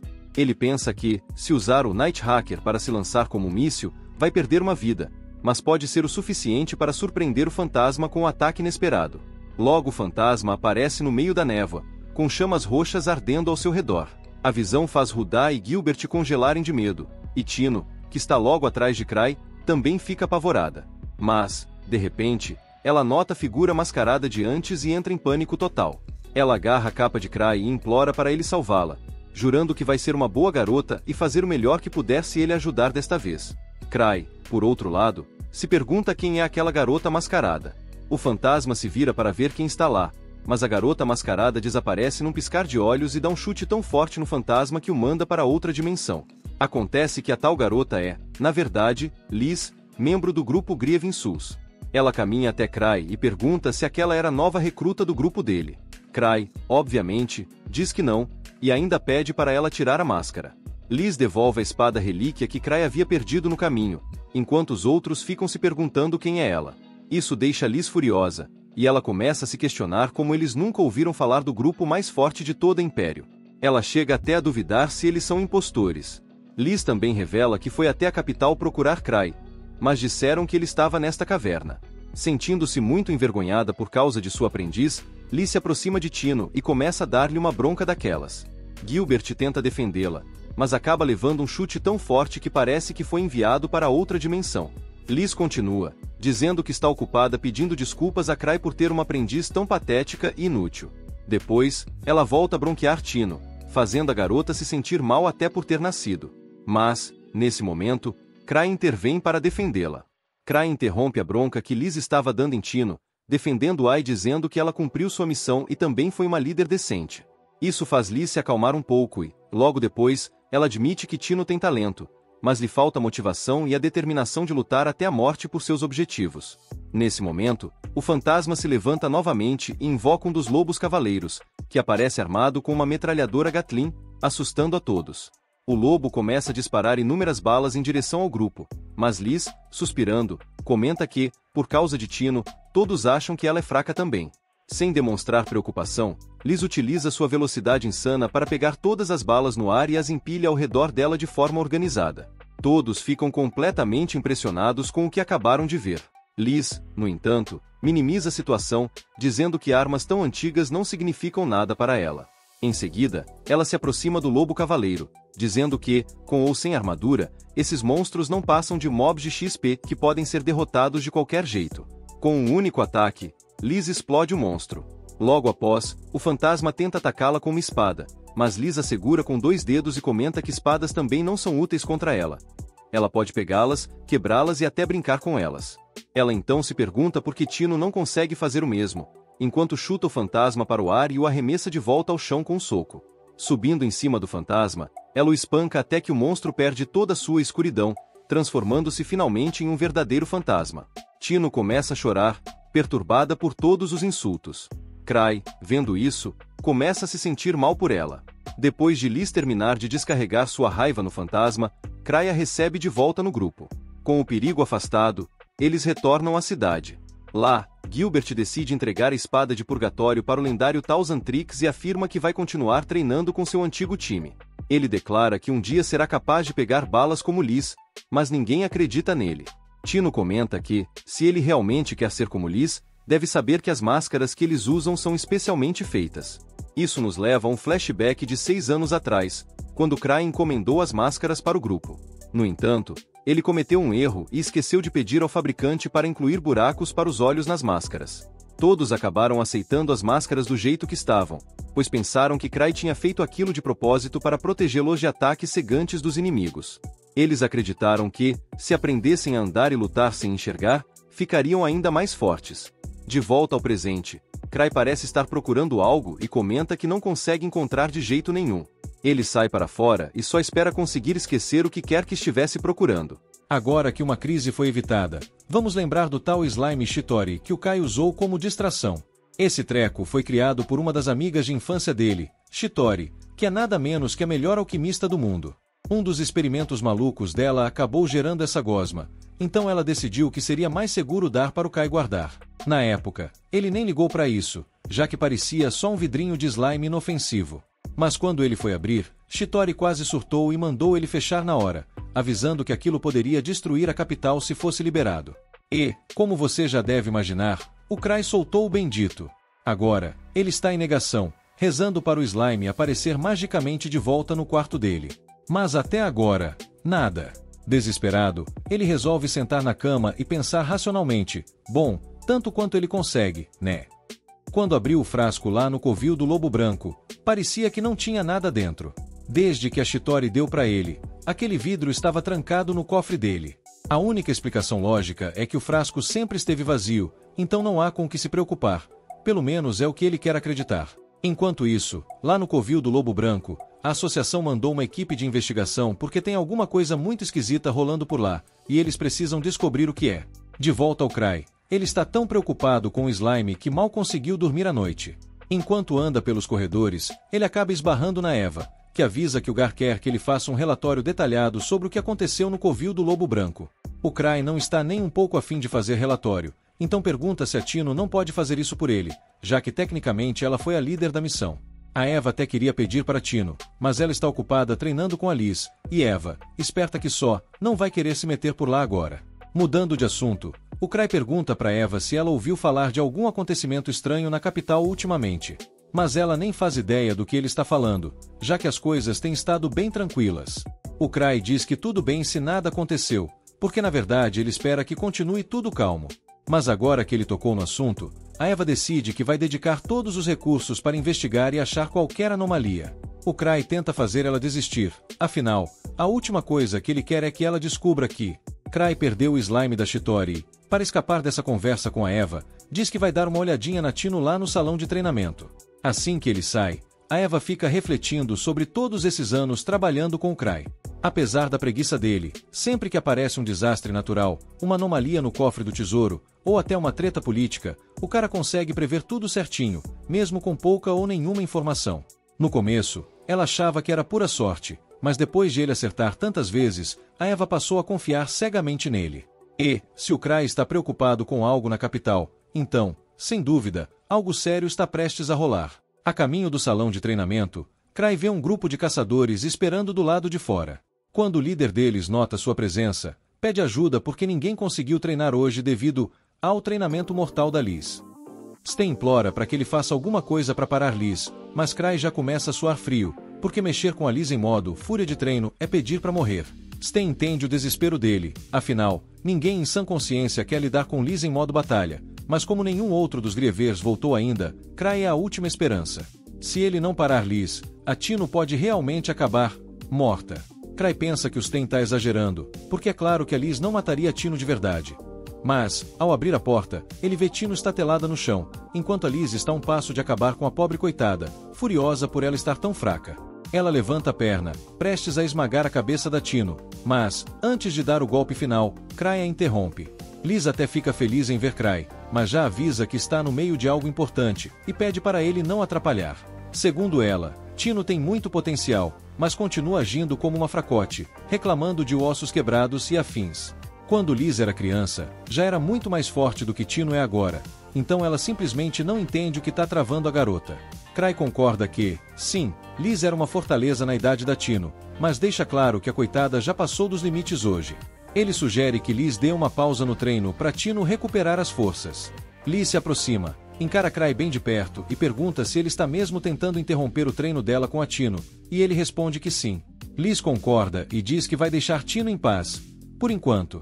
Mas, mesmo com a trégua oferecida, Tino, que não quer parecer uma fraca na frente do Cry, se arrasta até ficar em pé e insiste que ainda consegue continuar. A essa altura, não tem mais nada que o pobre Cry possa fazer para conter a tempestade que é Liz em modo treino, então ele só suspira, tranca a porta e avisa aos Sen e aos outros que hoje o salão de treino está fora de serviço. Sen, resignado, aceita a realidade, pensando que pelo menos Tino vai acabar ficando mais forte com isso. Com isso resolvido, Cry já está pronto para dar o fora, mas antes de sair, Sen o puxa e menciona que a Rota do Norte está infestada de fantasmas. Um grupo da Ordem dos Cavaleiros foi enviado para investigar, mas, como esperado, os pobres coitados foram aniquilados. Cry se lembra de ter ouvido algo sobre viajantes sendo atacados por fantasmas perto do covil do Lobo Branco e, pensando bem, tem algo muito estranho nisso tudo, provavelmente o motivo de Gar querer falar com ele. Mas, como ele detesta ter que trabalhar, começa a desejar que Ark estivesse lá para cuidar disso. Ark é inteligente, forte, e as pessoas confiam nele, tanto como líder quanto como lutador. Cry tem certeza de que ele resolveria tudo rapidinho assim que voltasse. Enquanto isso, a única missão do Cry é ganhar o máximo de tempo possível para não ser designado para essa encrenca. Sen observa a expressão tranquila do Cry e acha que ele já está bolando um plano genial para resolver o problema. Mas, na real, Cry só está pensando em mandar o próprio Sen falar com Gar, torcendo para que ele assuma a missão. Com a maior calma do mundo, Cry sugere que Sen passe no escritório do Gar para pegar uma missão, já que hoje ele não pode treinar. Ele também pede que Sen diga ao Gar que o Cry está super ocupado para ir a uma reunião. Depois de dar essa sugestão, Cry se manda rapidinho, enquanto Sen fica tentando entender o que se passa na cabeça dele. O novato não vê nada demais no Cry, achando que ele é só um líder que deixa os subordinados fazerem todo o trabalho pesado. Sen, então, explica para o novato que Cry sempre foi assim, mas o importante é que ele trabalha nos bastidores para manter o clã funcionando. E ainda acrescenta, nunca subestime o Cry, aquele cara vira um monstro quando realmente precisa. Enquanto isso, Gar recebe um relatório informando que as linhas Li próximas ao covil do Lobo Branco estão exatamente do mesmo jeito. Ou seja, não ajudou em nada a descobrir o que está causando tanto problema naquela área. Ele quer discutir isso com o Cry, mas seu assistente informa que o senhor super ocupado aparentemente não tem tempo para ele. Gar então decide fazer uma visitinha pessoal ao Cry, porque ele está convencido de que Cry sabe de algo. Afinal, todo mundo sabe que o Cry evita Vaults como o diabo foge da cruz, mas recentemente, ele afirmou que ia até o Vault para ver como andam as coisas. Então, com certeza, tem alguma coisa grande rolando lá. O que o Cry não sabe é que, realmente, o negócio lá no Vault está bem louco. A Torre Akáshica anda realizando experimentos bizarros no local, mas, como a associação anda desconfiada, a equipe da torre está com medo de que o esquema seja descoberto a qualquer momento.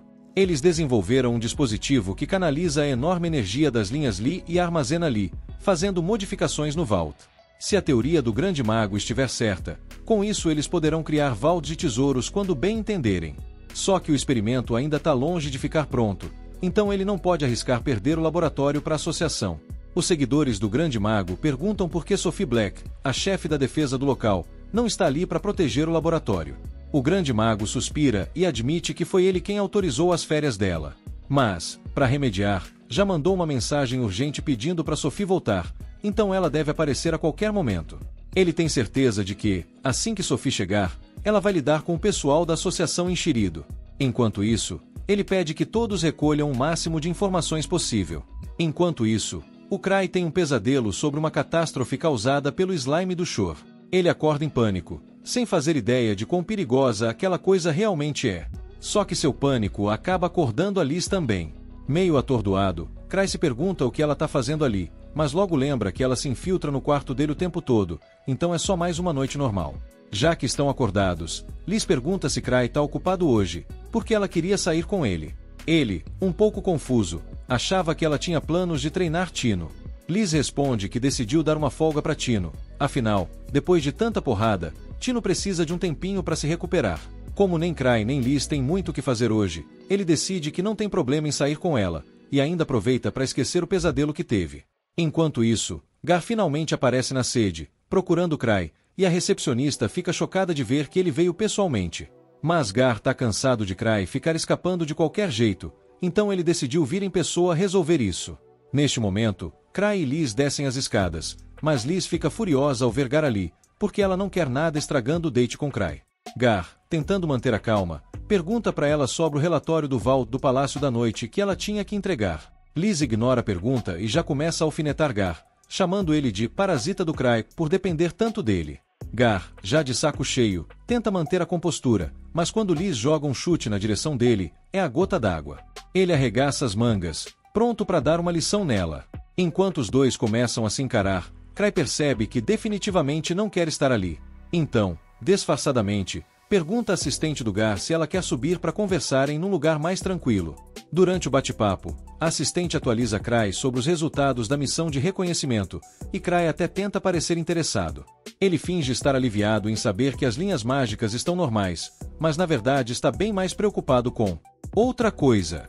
A assistente, curiosa, pergunta qual é essa outra coisa que ele está falando. Cry, claro, não vai contar que soltou um slime que pode destruir o país, então diz que a situação ainda é confidencial.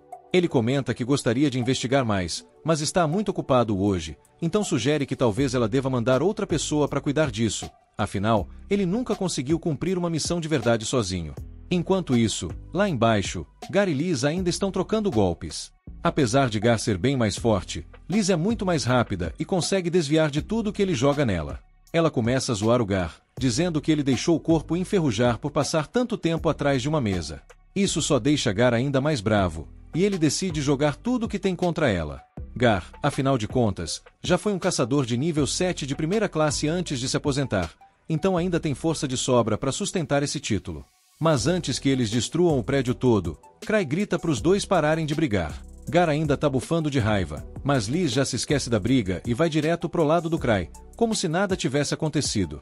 Cry e Liz saem para o date, e enquanto caminham, Liz comenta que Gar realmente se descuidou nos últimos anos.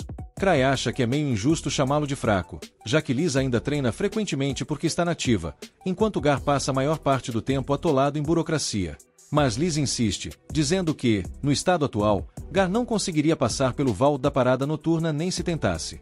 Curioso, Cry pergunta se os monstros lá dentro são realmente tão poderosos assim.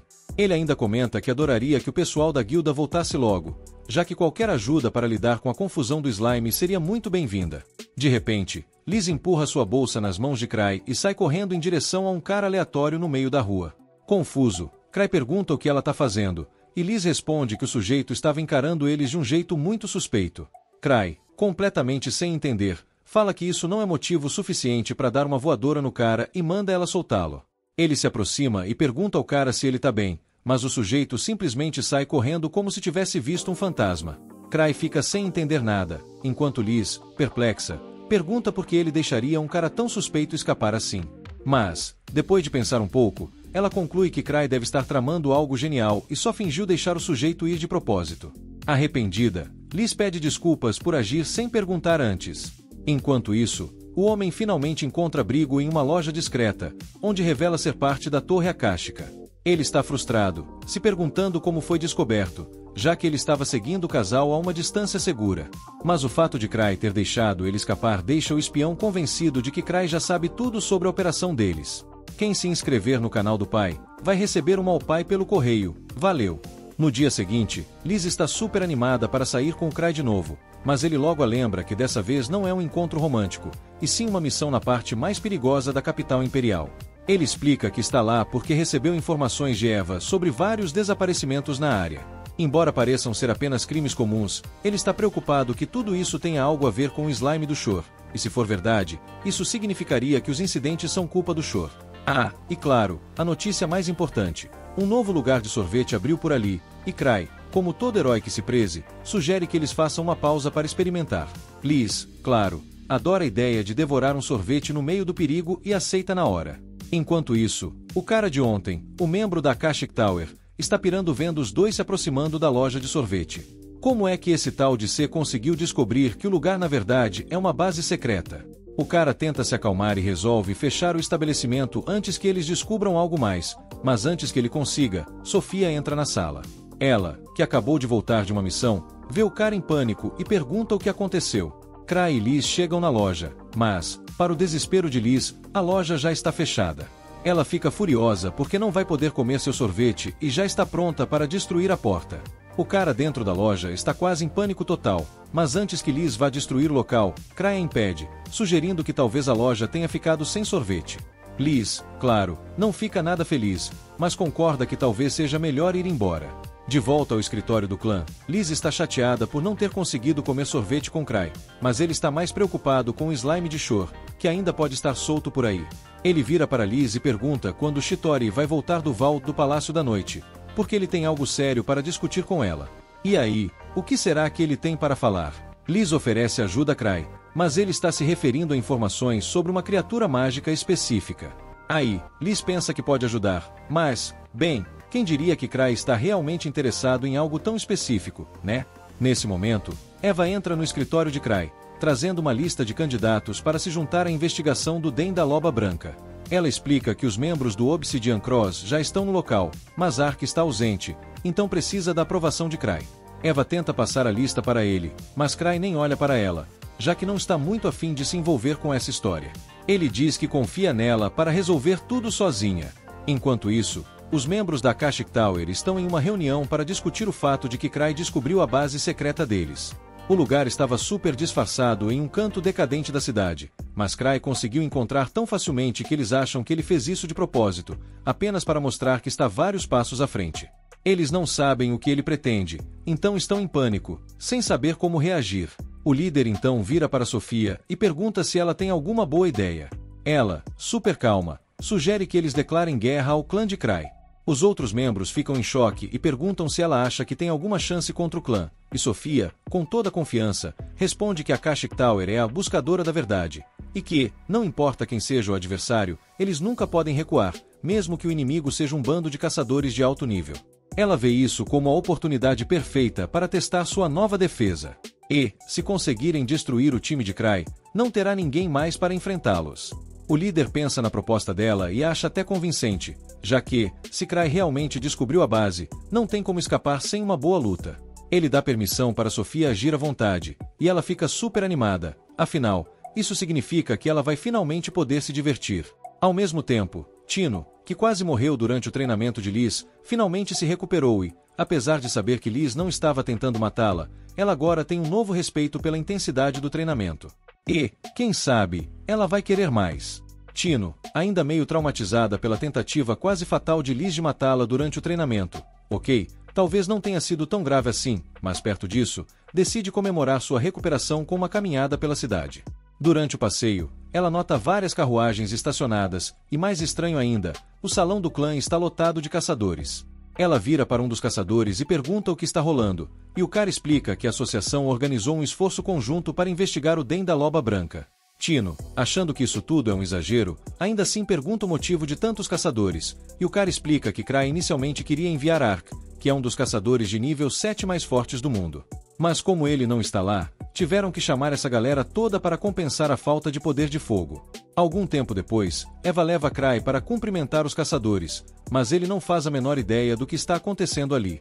Eva explica que Ark não pode estar presente para a missão, então ela tomou a liberdade de reunir caçadores suficientes para substituir a força de Ark. Cry, lembrando-se de como tentou passar essa missão para Ark porque achava que ele era confiável e um bom cara, fica surpreso que Eva tenha chamado tanta gente para substituir um só caçador. E, além disso, ele não tem certeza de que tem dinheiro suficiente para pagar todo esse pessoal. Então, tenta sugerir que eles dividam o grupo ao meio, o que faz todo mundo entrar em pânico. Não dá para enfrentar uma ameaça do nível de Ark com metade da força.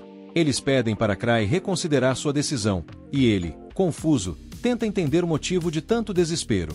Cry então pergunta para Eva se eles têm dinheiro suficiente para pagar a recompensa de todos os caçadores, e ela responde tranquilamente que não precisa se preocupar com isso, pois Gar já havia solicitado mais fundos para a associação.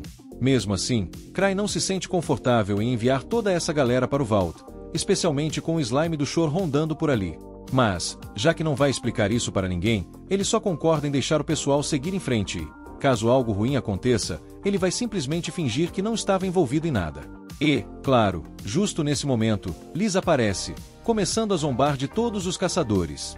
Porque, aparentemente, ela não perde uma chance de se divertir às custas dos outros, né? Liz, toda empolgada para entrar no Vault, começa a questionar o plano de Cry, e ao ver a galera toda com medo da missão, ela solta um "se fosse eu, já tinha ido sozinha."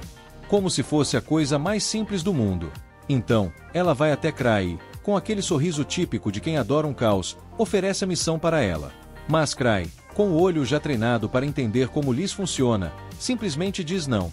Ele já sabe, se der essa missão para Liz, ela vai arrastar Tino para dentro do Vault, e ele não quer que a pobre da Tino passe por isso de novo. Sem falar que Liz nunca foi de trabalhar bem em grupo, né? Ela seria capaz de destruir mais do que ajudar. Cry, então, diz que os outros, exceto Liz, vão cuidar da missão. Eva, toda curiosa, pergunta se isso significa que Cry também vai entrar na missão. E claro, os caçadores ao redor ficam mega empolgados. Eles pensam, se o mestre do clã de nível 8 se juntar, a missão vai ser moleza. Mas Cry, com um sorriso sem graça, só quer fugir dessa enrascada e, para não deixar todo mundo chateado, inventa uma desculpa sobre ter o afazeres urgentes e deixa o Sen no comando até ele se juntar ao grupo. A real, ele tem intenção zero de aparecer até quase o fim da missão. Só vai dar o ar da graça quando tudo já estiver quase resolvido. Enquanto isso, no Den da Loba Branca, Sen e o pessoal do Obsidian Cross estão meio decepcionados com o que encontram. A dificuldade do Vault não é lá essas coisas, não. Os monstros podem ter um nível de poder mais alto, mas ainda estão longe de ser uma ameaça real. Eles começam a se perguntar por que foram enviados para esse lugar. De volta à associação, todo mundo já está se preparando para partir. E Liz, claro, continua pedindo para ir com Cry. Ele, no entanto, permanece firme na sua decisão, apesar de saber que, se deixá-la sozinha, ela vai acabar indo de qualquer jeito. Então, para evitar o pior, ele inventa uma missão separada para ela.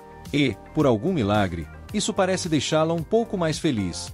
Antes de saírem, o capitão temporário se aproxima de Cry e pede um conselho. Cry pensa por um segundo e, com aquele ar sério, diz, se encontrar algo que pareça um slime, trate com extrema cautela.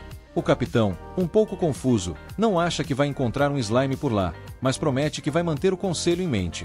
Enquanto isso, na base da Akashic Tower, Megus está uma fera.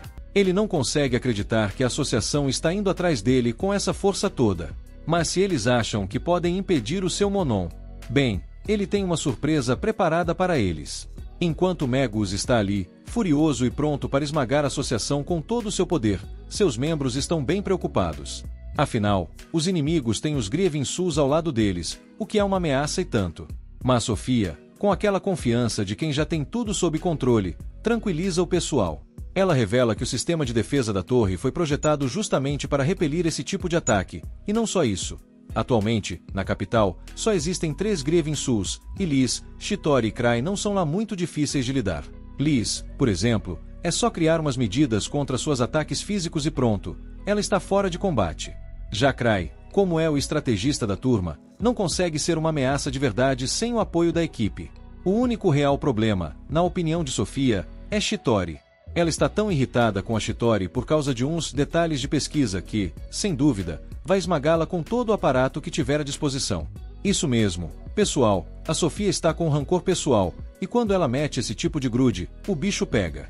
E para piorar, Shitori tem a ousadia de ter mexido nas pesquisas de Megus, desde que encontrou a tese dele. E Sofia, claro, não vai deixar isso barato. Ela pede autorização para usar todo o arsenal que a torre tem para parar a Shitori de uma vez por todas, e Megus, meio que sem alternativas, dá o ok. Ele também diz que Flick e o resto do pessoal devem seguir as ordens de Sofia, e Flick, que não curte muito ela, faz uma cara de desgosto, mas é claro que ele obedece. Afinal, missão é missão, né? Enquanto isso, no Den da Loba Branca, a equipe começa a se perguntar se não estavam perdendo tempo, porque até agora não acharam nada de anormal. Eles já estavam começando a desconfiar que Cry os mandou para lá sem motivo nenhum. Sten, no entanto, tenta explicar que Cry sempre tem um bom motivo para suas ações, e não deve ser por acaso que eles estão ali. De repente, Sten recebe uma mensagem do tipo atenção, aviso sobre um slime, e ele leva isso a sério. Pensa, melhor prevenir do que remediar, e pede para Emrich acionar o apito de emergência. O som do apito ecoa por todo o vault, e logo todos os caçadores saem correndo. Mas quando descobrem que o apito foi por causa de um simples slime, a galera fica pistola. Eles acham ridículo que Sten tenha acreditado nisso sem nem questionar, mas Sen, o líder, já conhece Cry o suficiente para confiar nele. Ele sabe que não se deve subestimar qualquer tipo de ameaça desconhecida, então ele decide esperar um pouco mais. Afinal, vai que esse slime é o verdadeiro problema. Os reforços finalmente chegam, e antes de continuarem a investigação, os outros caçadores ainda acham um absurdo que todo aquele alarde tenha sido por causa de um simples slime. Eles acham que é impossível que algo assim apareça em um vault como aquele. Mas Sen, o bom e confiável Sen, acredita em Cry com todas as forças. Afinal, o cara já previu coisas bizarras antes. Ele lembra até de um momento em que Cry o convidou para uma festa de observação de flores, com a instrução esquisita de que ele trouxesse suas armas, sem motivo algum aparente na época. Sten ficou todo confuso, mas, para surpresa de todos, durante a festa, o vault apareceu bem ali, no mesmo lugar onde estavam. Esse vault agora é conhecido como Jardim Prismático, e a habilidade de Cry de prever isso com precisão fez Sen acreditar que o cara deve ter algum tipo de visão do futuro. Desde então, por mais loucas que sejam as ordens de Cry, Sen sempre obedece. Vai que ele prevê outra coisa bizarra, né? Enquanto isso, na sala de Cry, Liz está insuportável, tentando descobrir que tipo de missão especial ele tem para ela. Cry, claro, não tem nada planejado, ele só inventou aquela desculpa para mantê-la ocupada. Mas agora ele não sabe nem o que falar, porque Liz não vai parar até descobrir a verdade. E aí, como num grande momento de timing, alguém bate na porta. É Shitori, que acabou de voltar à cidade mais cedo do que o esperado. Ela não deveria estar por lá, mas sentiu um pressentimento estranho de que uma organização poderosa estava prestes a fazer algo grande. E, claro, ela não podia deixar de se oferecer para ajudar. Shor criou um slime supostamente genial, feito para se adaptar a qualquer ambiente. O plano: revolucionar o mundo dos slimes. O resultado: um desastre ambulante. Claro, Shor garante que a gosma nunca atacaria ela ou Cry. Mas, bem, o resto da humanidade é café com leite. O problema: a coisa escapou da Vault de Cry, e Shor está perplexa, tentando entender como uma gelatina ambulante abriu um cofre e fugiu pelo ralo da banheira. Enquanto isso, Cry está à beira de um colapso nervoso, porque a criatura tem potencial para destruir a capital inteira. Shor tenta acalmar os nervos do pobre coitado, prometendo que ela mesma lidará com a gosma mutante. Mas, antes disso, ela precisa falar de outro assunto importante. No covil do Lobo Branco, reforços chegaram, e Sen é informado de que Cry o escolheu como líder do grupo. Ele fica meio desapontado por Cry não aparecer, mas ao saber que Liz e Tino estão com ele em outra missão, sua decepção vira alívio imediato. Afinal, menos trabalho para ele lidar com Liz. Sen junta a galera para uma reunião de estratégia. Ele pergunta quem já enfrentou um slime ou trouxe algo que funcione contra eles. A resposta: um monte de caras despreparados, exceto um gênio que trouxe um repelente de slime, que, sinceramente, parece mais marketing do que utilidade. O resto só tem equipamentos padrão, porque, né, quem leva slime a sério? Mesmo com o alerta de Cry de que este não era um slime comum, Gun, o apressadinho, diz que é perda de tempo ter medo de uma gosma boba. Todo mundo dá aquela olhada de esse aí vai ser o primeiro a morrer, e Sen nem perde tempo discutindo. Ele só pensa, vai lá, amigão, vira estatística se quiser. E assim, enquanto alguns ainda tratam o slime como uma piada, Sen já está mentalmente anotando os nomes para o próximo obituário. Gun, o eterno encrenqueiro, decide dar uma de valentão e chama todo mundo de idiota por confiar cegamente em Cry, mesmo com ele ausente. Depois disso, ele faz o que qualquer covarde faria, desaparece no fundo da multidão. Assim que Gun some, uma garota chamada Thalia Whitman levanta a mão e revela que tem algo importante para compartilhar. Thalia, uma alquimista que já trabalhou no laboratório do clã ao lado de Shitori, explica que elas desenvolveram um remédio anti-slime. Ela puxa da bolsa um frasco com a droga, garantindo que foi feita especificamente para slimes e tem 99% de chance de funcionar no slime problemático. Parece a luz no fim do túnel, ou pelo menos a chance de menos gente virar comida de gosma. Enquanto isso, na base da Torre Akashic, Magus e seus aliados estão prontos para defender suas pesquisas com unhas, dentes, claro, um arsenal. Sofia, a confiante do grupo, decreta que não perderão, mesmo com 100 caçadores prontos para invadir. Eles acreditam que têm o poder necessário para acabar com os intrusos sem dificuldades. De volta ao covil, com a arma secreta contra o slime em mãos, Sem dá a ordem para todos retornarem ao Vault. Mas antes, ele reforça: cautela, trabalhem em equipe e, pelo amor dos deuses, voltem vivos. Após um dia inteiro explorando o Vault, o grupo não encontra nada de anormal além dos Cavaleiros do Lobo. Isso faz algumas pessoas começarem a duvidar das previsões de Cry. Sem, no entanto, ainda confia cegamente em Cry, mas pensa: se não tiver nada aqui, pelo menos ninguém vai morrer. E aí surge Gain, o rei do Eu Avisei, todo sorridente e cheio de sarcasmos, zombando de Sem por seguir as ordens de Cry como um cachorrinho fiel. Sem entende a frustração do cara, mas não quer ouvir mais uma palavra dele até a missão acabar. Antes que Gain saia andando, Sem só lembra o óbvio: não vá se perder, gênio. Se existe um prêmio para piores escolhas em situações de perigo, Gain é o favorito ao título. Ignorando as instruções de Sem, ele decide explorar sozinho. E, como qualquer pessoa que já viu um filme de terror sabe, isso nunca dá certo. Em plena floresta, ele ouve um uivo de lobo à distância. E o que ele faz? Vai atrás do som, claro. Chamado por reforços. Nem pensar. Regras de sobrevivência. Isso é para os fracos. Ao chegar no local, Gain encontra o Cavaleiro Lobo Gigante acorrentado, enquanto dois membros da Torre Akashic seguram uma seriga suspeitíssima. Os dois estão ocupados reclamando de Sofia, a favorita do chefe Magus, mesmo sem usar magia.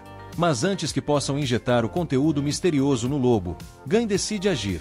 Com sua força física superior, ele derruba o primeiro mago, que claramente nunca viu uma academia por dentro. O outro, mais esperto, dispara magia de fogo contra Gain, que bloqueia com o escudo, mas sai com o braço parcialmente queimado pelo calor. Sem se intimidar, Gain se levanta, pega o mago magricela pelo colarinho e resolve a situação no estilo caçador raiz, com um soco direto no rosto. Enquanto o mago derrotado se lamenta por ter encontrado um caçador no pior momento possível, Gain aproveita para jogar na cara dele: Cry? Ele nem tá aqui hoje, otário. O segundo mago, ouvindo isso, ganha confiança e decide que é hora de colocar seu plano maligno em ação. Com a seriga suspeita na mão, ele injeta o lobo gigante. O resultado: catastrófico. O lobo começa a se dissolver e, em questão de segundos, transforma-se em um slime demoníaco. Para piorar, os magos revelam que o novo slime está programado para atacar qualquer pessoa com alta concentração de mana. E adivinha quem é o buffet principal no momento? Isso mesmo, Gain. Enquanto observa a transformação do lobo em um pesadelo gelatinoso, Gain percebe: talvez tenha passado do limite no quesito tomar decisões idiotas. Depois de finalmente entender que andar sozinho pela floresta com monstros não é uma boa ideia, Gain resolve soprar seu apito de emergência. Lá no acampamento, Sem escuta o som mesmo estando bem longe e coloca todo mundo em alerta máximo, liderando a galera até a floresta. Ninguém sabe o que está rolando, mas eles estão prontos para qualquer coisa, ou pelo menos acham que estão. De repente, Gain aparece correndo da floresta como se tivesse visto o próprio fim dos tempos e grita: o Cry tava certo. O slime perigoso tá vindo. Momentos depois, o slime lobo emerge das sombras, e é um verdadeiro pesadelo ambulante. Thalia, a especialista em slimes, fica chocada. Isso não é um slime normal, ela sussurra, tentando não surtar. Sem, mantendo a calma de líder, manda todo mundo se concentrar em distraí-lo, já que a coisa é meio lenta. Ele tenta atirar uma flecha nas pernas da criatura, mas, surpresa, nada acontece. Magia, também inútil. É como jogar balinhas de menta em um tanque de guerra. Enquanto Henrique cuida das queimaduras de Gain, Sem tenta arrancar alguma informação útil. Que diabos aconteceu, Gain? Dois malucos injetaram um líquido brilhante num cavaleiro lobo, e ele virou essa coisa horrível. Sem tenta uma chuva de flechas, mas é como atacar uma gelatina com uma colher de plástico. Nada funciona. Apesar disso, ele se recusa a recuar, afinal, deixar um monstro desse solto não está no manual de caçadores responsáveis. Então, ele corre até Thalia e pede o antídoto mágico anti-slime. Thalia entrega o frasco com a confiança de quem acredita que o problema está resolvido. É só tocar na droga que ele vai se autodestruir. Sem, corajoso ou maluco, atrai o slime para uma armadilha. Ele joga o frasco no chão no momento exato, e o monstro pisa na substância, absorvendo o conteúdo. Por um instante, todos seguram a respiração enquanto o slime começa a borbulhar, e aí, volta ao normal. Thalia solta um ué, genuíno. Se o remédio não funcionou, Então isso não é um slime de verdade. E agora? Parece que o pesadelo gelatinoso está só começando. Depois do fiasco com o antídoto que não funcionou, o grupo percebe um detalhe importante. As palavras exatas de Cry foram que poderia haver um monstro parecido com o slime. Em outras palavras, não era um slime tradicional, mas algo bem diferente, o que explicava por que as táticas usuais não funcionavam. É nesse momento que Chittori aparece de surpresa, deixando sem atônito. O que você está fazendo aqui? Com a calma de quem já sabia que ia ter que salvar o dia, Chittori responde. Cry me mandou.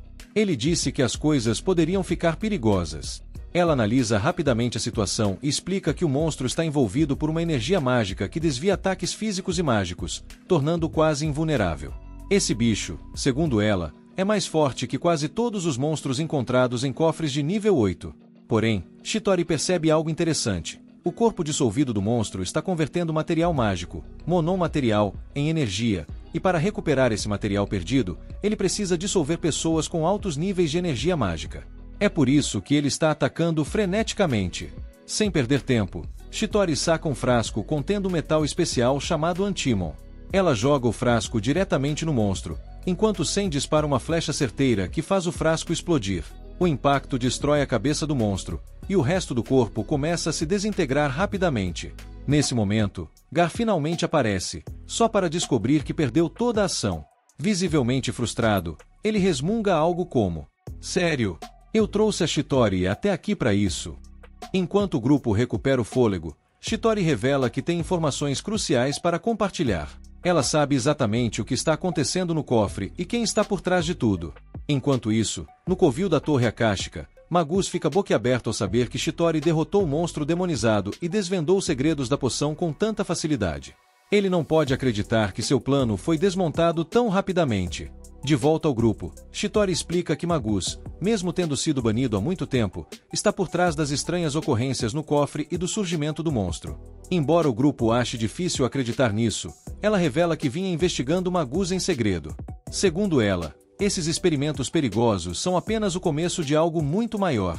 Chittori conclui que experimentos como o do monstro Slime demandam uma grande quantidade de equipamentos. Isso significa que Magus deve ter uma base subterrânea por perto, e considerando o quanto ele protege suas pesquisas, é quase certo que ele já está se preparando para a batalha. O grupo decide interrogar o mago que Gun nocauteou para tentar arrancar alguma informação útil.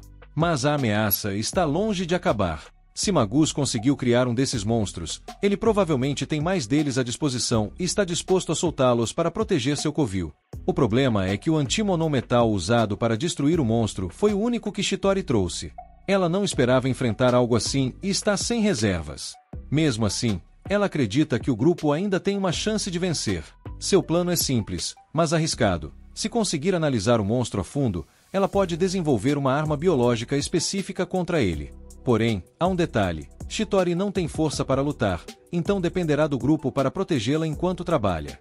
Com tantos caçadores reunidos, Sen acredita que isso não será um problema, desde que ninguém cometa erros. Enquanto isso, longe do campo de batalha, Liz tenta convencer Cry a deixá-la ir ajudar sua irmã. Mesmo sabendo que Chittori não é boa em combate, Cry insiste que ela ficará bem e se recusa a deixá-la partir.